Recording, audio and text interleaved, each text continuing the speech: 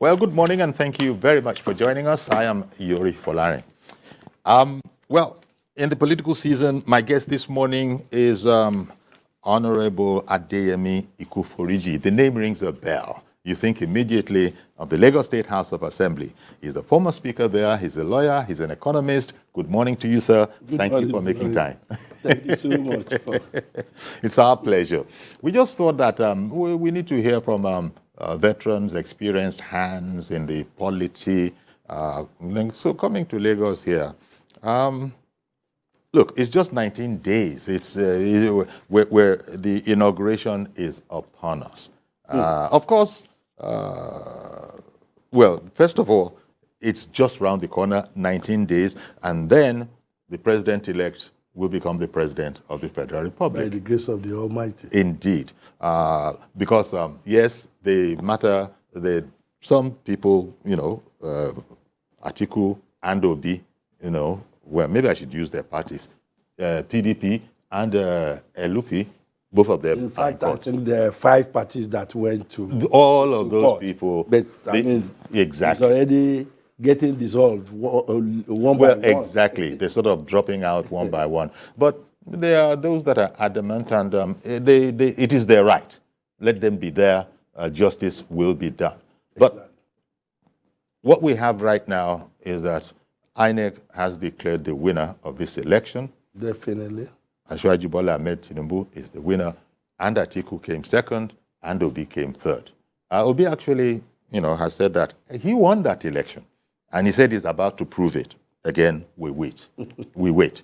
But beyond all of that, into the administration of Bola Ahmed Tinubu, what can one expect? Because I recall that you worked very, very closely with him for a very long time. Right into your time in the Lagos State House of Assembly, and then ending up as Speaker in the Lagos House of Assembly, which was 8 years ago. Time flies. Yeah, that's true. Time flies. So give us an insight into what you would expect the administration of Bola Ahmed Tinubu to be. You're a lawyer, you're an economist. Maybe the economy. The economy is going to be very, very important, right? Definitely. Well, thank you very much for that. Like you said, I worked very closely with Asiwaju Bola Ahmed Tinubu. So my knowledge of him is a first-class. First-hand knowledge. It's not about hearsay. It's not about, people said this or people said that. I had a real first-class knowledge of him, working closely with him, officially and even personally. I mean, we had and we still have a very robust relationship. Excellent. Be that as it may, yes, I'm a politician, and I belong to the APC stock. But those who know me in this arena, they also know that I talk frankly.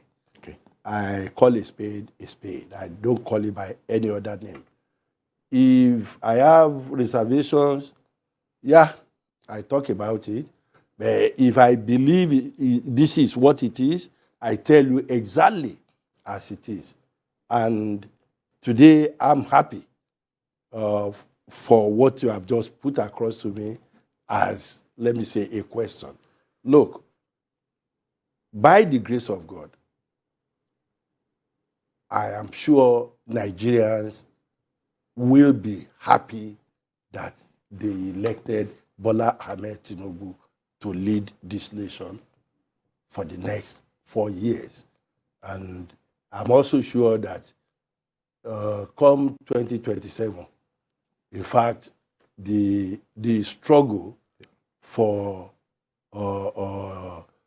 electing president will just be like butter and bread. Like it will be like tea, milk, and sugar. So, because it's like the mandate is likely to be extended. Nigerians will be too happy, even those who did not consider him fit today will be too happy to go to the poll to show their gratitude to God by re-electing him into office. Look, this man is a special breed, a very special breed. Okay. And I say this with all sense of responsibility. This is a man who has his whole system. Everything about him is about people. It's about development. It's about how to solve people's problems. Especially human capital development. That's right.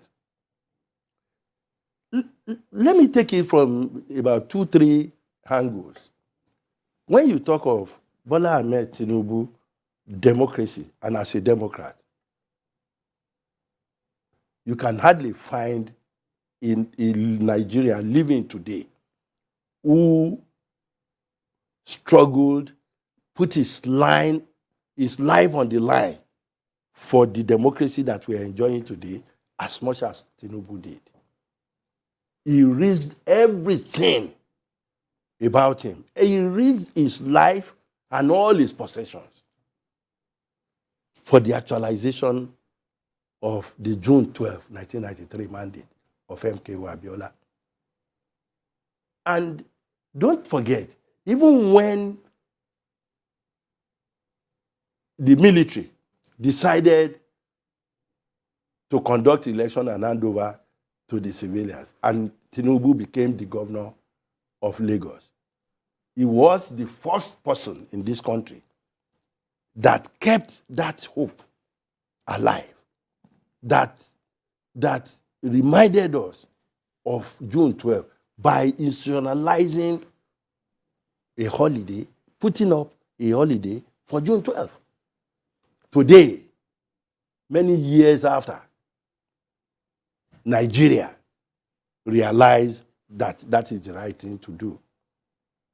But he was the pathfinder. He was the pathfinder. This is a man who sees beyond the horizon. He's a man who knows his onions, and he hardly sleeps. That's the honest truth. And that is why you see people complaining today about, hey, he's not healthy. Hey, he's not. Who is not healthy? If you work closely with him, if you have close interaction with him, you see how smart this man is. You see how much he works. Some of us who were far younger, who had the opportunity of working closely with him, the period we spent working with him is already telling on us. Because this man hardly sleeps. I have heard that those who work closely with him say, the man, there's no gentle way of putting it, that he's a workaholic. He's not just an ordinary workaholic.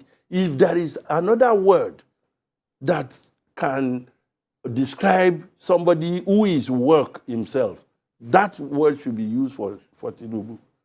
He works around the clock. And I think when he's even sleeping, his brain is still working on how to solve problems. So you expect that this attitude, this is not going to change? A leopard doesn't change his course. How can he change? He started it from early in life. By the time he got to the point of even... no, please continue. By the time he got to the point of becoming governor, he retained this. He continued with it for his 8 years in office. It was like that. Look, when I was speaker, sometimes I worked till about 11 p.m., sometimes till midnight, and it's only after that that I am going for consultation with him. You eat your dinner around 1, 2 a.m., and you continue. So that was the kind of hectic pace to be expected.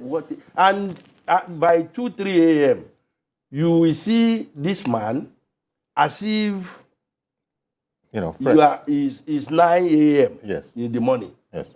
Okay, so that sort of sets the tone, but he has those around him that he's, that again, that's another thing with him. There are people around him that have been together with him for the past That's another aspect. maybe That's 3 another, decades or that's so. another part of him.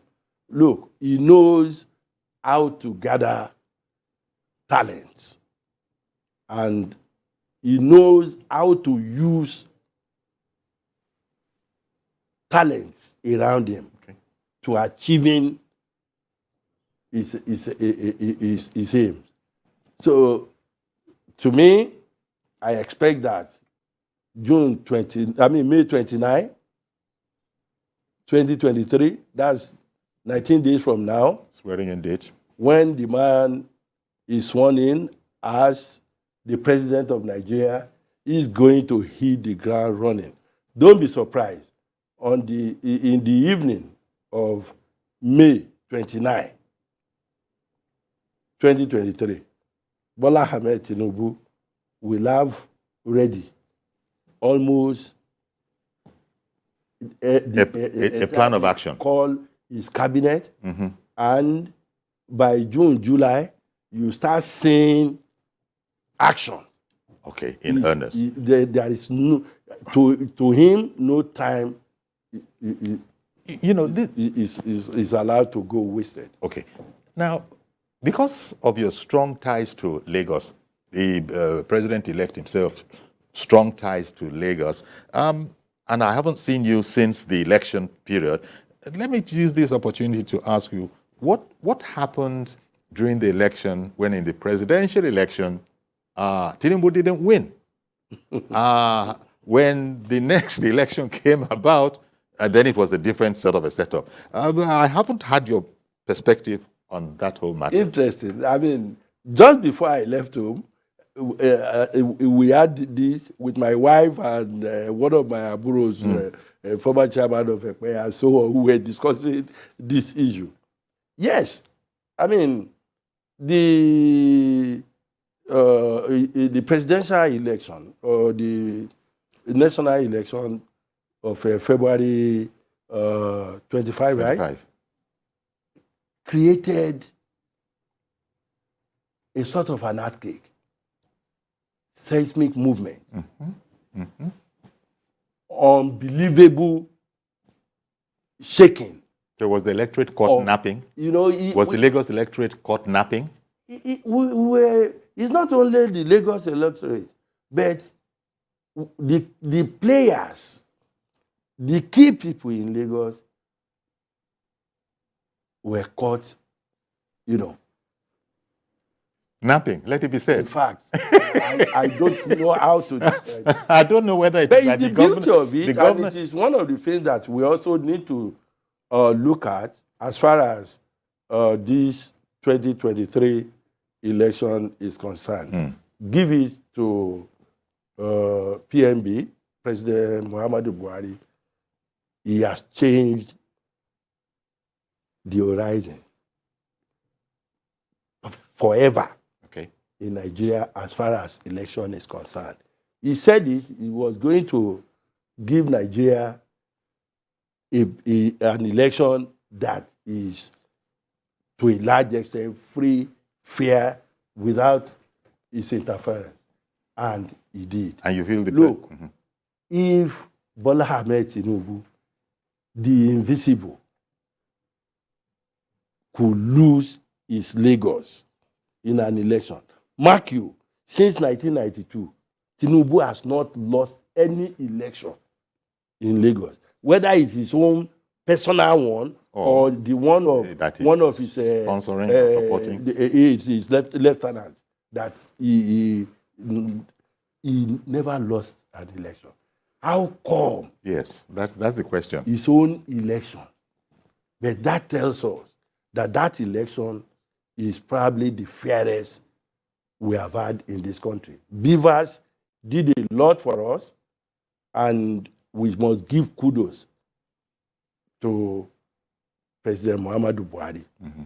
Look, it caught us unawares. Some of us, our supporters of APC, they were like dancing about it. They assumed the usual that even if I don't go to vote, he will win. He will win.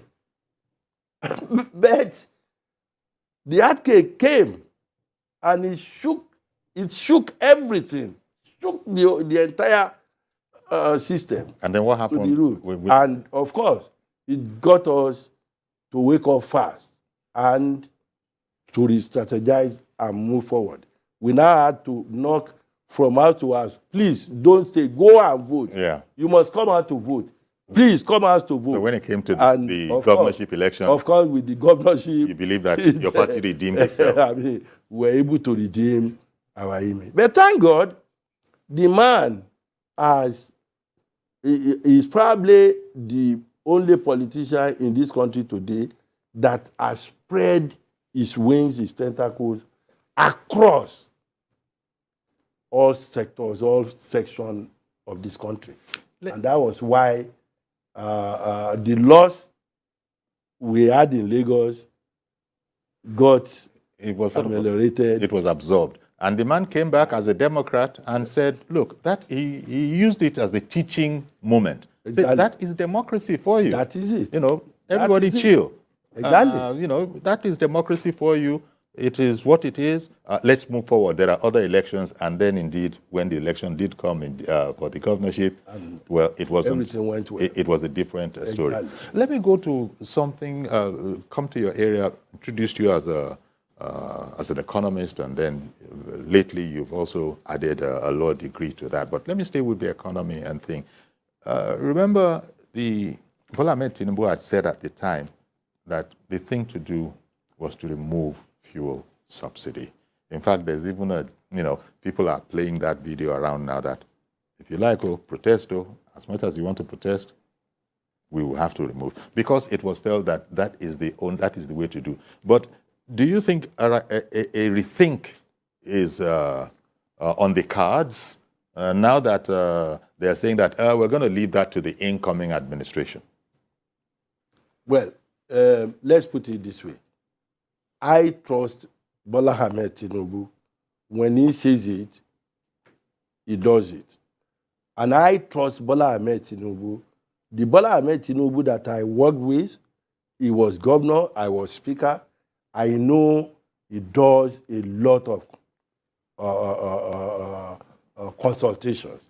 And he is somebody who has the masses right to his heart. Mm-hmm. So if he's going to do it, he will do it in a way and a manner that is not going to be to the detriment of the life of the masses. The ordinary If he man says he's going to do it, rest assured, he knows why he wants to do it. And rest assured, he will do it. It's what everybody has been recommending, that people have been saying, no, it's too hot a potato. We can't go there. Yes. But on the campaign trail, the presidential candidate of APC said it would have to be done. You see, people took it seriously because, as you've just been saying, he studies issues deeply. He knows, he comes up with a position. So when he said what he said, I think it was before a business grouping, remember? Yeah. And he had been light-hearted about it. Yeah, but you need to look at his antecedents. Things that people consider impossible, he makes possible. He loves challenges. And he goes, in fact, if there is no challenge, then you don't, Bola Ahmed Tinubu is an uncomfortable person. Look, see how many challenges Lagos were faced with before he became governor. And see the way he went after them. Even natural one. Look, have you forgotten Bar Beach? The surge. Look, the ocean surge. At a point, Ahmadu Bello Way, the ocean was already... That's on Victoria Island in Lagos. A foot or two. That's on Victoria Island in Lagos, you're right. Island. It was flooding all the streets. He has created probably the most expensive parcel of land and property around that area. Because it's safe again. That is Bola Ahmed Tinubu for you. Now, so people, some people have said that that was when he was the Lagos State governor. They say people like you and others not being unduly optimistic when you immediately extrapolate this, to which those who are close to him say, if only you knew the man we were talking about. Is that the kind of thing? Because admittedly, no, this is a man, Nigeria is not Lagos. Let me bring out another aspect of it. This man thinks many decades ahead. Okay. Look at even this election. It is surprising to everyone around. He won the election. At a point, the party, he will not get the party ticket. He was going to be betrayed. He was going to be beaten. He got the ticket. Hey, no one. He cannot win the general election. But see how much effort Tinubu put in. See the things that later worked in his favor. These were things that he had already created the atmosphere for those things to come to play for him years before then. And that is Bola Ahmed Tinubu. He sees ahead. These things that we are talking about, I'm far younger now. So if I tell you, I work with him and I know the way he reasons. Look, he brings you to the round table. You discuss. And he's a great Democrat. He listens to you. He listens to others. If you beat him, he will take it. Okay. He will take Come it. up with a Look, consensus. even in his cabinet, I wasn't a member of his cabinet, but those who were members of his cabinet, they used to talk about him, that if a guy wants a particular thing to sail through, he knows how to talk to each and everyone that this is the way. But if the thing gets up in the cabinet meeting and there are oppositions, he knows how to withdraw tactically. If he who fights and run away will come to fight another day. So we are not just being over optimistic about him. If he was doing it as governor, and he did it successfully as governor of Lagos for 8 years, and after that, see, he left office 2007, but he's still the main man in Lagos. Yeah. And in fact, they will tell you. And by the election in Nigeria, I mean, in time, in a matter of time, the main man in Lagos and the main man in Nigeria. Don't forget. Look at the story from the time he came in. There was a time when the whole of Southwest was AD then, and then by 2003, Southwest, AD lost the entire Southwest except Lagos. But and that's the time, his second term in office. And that's the time I had the opportunity of working closely with him. Okay. Together. This man, Marshall did this thing. We hold meetings, even by 1 a.m., 2 a.m., he starts telling you what is going to happen. Sometimes I used to ask myself, why are you so bothered wasting your own resources to go and support somebody in Edo? Then you go Ekiti, you go Ondo, you go Oyo. Gradually, this man from Lagos, he recaptured all the fallen states, and brought them back. And from there, he also went into some other parts of the country, helping this person, helping that person. And that is what played in his favor this time. Indeed. And I suppose still trying to get your perspective on the economy that you think Nigeria will benefit from. I can expect that he's going to bring the best brains together, best technocrats. This is something that has been known. So, but as an economist yourself, are there any things that you would sort of hope that or would wish that these are the kind of things we need. Because people are not happy. There's no money. And all of this, he's coming to inherit all of this. Yes, I know. If it was somebody else that is going to be president of Nigeria come May 29, I will have a lot of sympathy for that person. I will sympathize with him. But with Bola Ahmed Tinubu, okay, I am very optimistic because I know, as we are talking, wherever he is now, he already has the blueprint of what he's going to do. Okay. You know, Yorubas, they say, gbogbo igi télégbèdé bá fọwọ́ kàn, dídùn ló ń dún.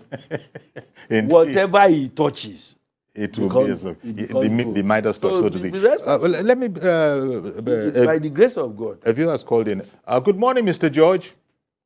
Good morning, Uncle Yori. Okay, then. Greetings to the former speaker. Yes. So we're looking towards the Tinubu administration and what is to be expected. Yes. Well, you will allow me to say something on two aspects. Sure. The National Assembly and the cabinet formation. Okay. I had advocated the zoning of the Senate leadership to the Southeast. Apparently, the party is seeing it differently. And there is nothing people like me can do about that. The only reason why I was suggesting it is because in Nigeria, when a precedent is set, it's difficult to reverse it. Before you know it, Uncle Yori, to get a promotion in the civil service, they will say, how many votes did the president get from your zone? I do need a bit more volume, but please continue. We can't hear you well, but please continue. They will adjust that internally here. Okay, I can hear you, but I was saying that before you know it, this question of how many votes came from your zone will affect promotions in the civil service. Before you know it, before an appointment is made, they say, before we take you, we want to know how many votes the president got from your zone. And it will become a norm. Those are the things I was afraid of. But the party has decided, I'm not a member of the party, and I have no reason to contest what they have decided. On the issue of let him land. You will answer, sir. Can you hear me? Yes. I think he wanted to interject, but I said it's better to get your whole presentation. Yes. The other thing you wanted to speak about is about cabinet formation. I will advise the president-elect to look beyond the APC as a party. I, for once, would like to see somebody like Governor Wike running our Ministry of, the Federal Ministry of Works and House, of Works in particular. If Wike is Minister of Works, what Julius Vega is doing, all those Julius Vega is doing at Lagos-Ibadan Expressway, they won't do it. They don't do it in Rivers. I would like the president to withdraw somebody like Dave Umahi from National Assembly. Such a man that has so much potential should come to the cabinet, not sitting down at the Senate if he cannot be the leader to just be talking. These are recommendations, but whatever they decide to do is still beyond my control. Good morning. Thank you. Thank you very much, Mr. George. I sympathize with that opinion. But let me take it from the second point. Trust Asiwaju Bola Ahmed Tinubu. He knows how to put the round peg in the round hole. He will do justice when it comes to putting people, the right people in the right places. And he has demonstrated that several times, and we know it will happen.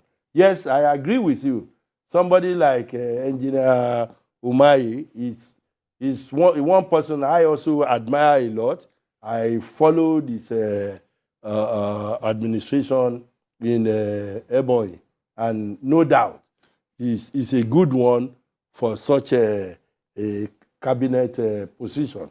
But there are many things that will still happen. We cannot predict accurately what Asiwaju is going to do with his cabinet. But rest assured, he will do justice. and we'll be happy for it. On the other hand, the issue of the National Assembly leadership. Yes. Yes, a lot of sentiments actually came into it. People talk about, giving it to the Southeast. But let's be honest with ourselves. The Southeast has dominated that particular office over time. Look, every state in the Southeast had one Senate president since 1999. Ebonyi has had, Enugu has had, Imo has had, Anambra has, all the states in the Southeast. But what happens with the other states, the South? Since 1999. Yesterday, when somebody called in yesterday, I think it was, on this particular question, I pointed out that, look, in fact, the way I'm taking it is that the number of votes is actually, I wouldn't be surprised if numbers of votes that came from everywhere will probably be factored into it, even if it wasn't a first-line charge. And the person said, without prejudice to that, in order to show that, we're all one and that we need... Well, that's your point, is what George is skeptical, is afraid of, that very soon they will even say in the civil service, how many votes came from your state before you get promotion. So, that is an important factor, but in this case, it doesn't even come to play. What we are saying is the Southeast has had enough. Okay, in your opinion? In my opinion. Because it's the reality. Uzo Ojikalu, he said that whatever the party is saying, whatever the party is saying, he is still in the race. Yeah, he can be. But what we are saying is that every state in the Southeast had the opportunity of producing Senate presidents. So you see it also from the point of view of... let it go to other parts of the South.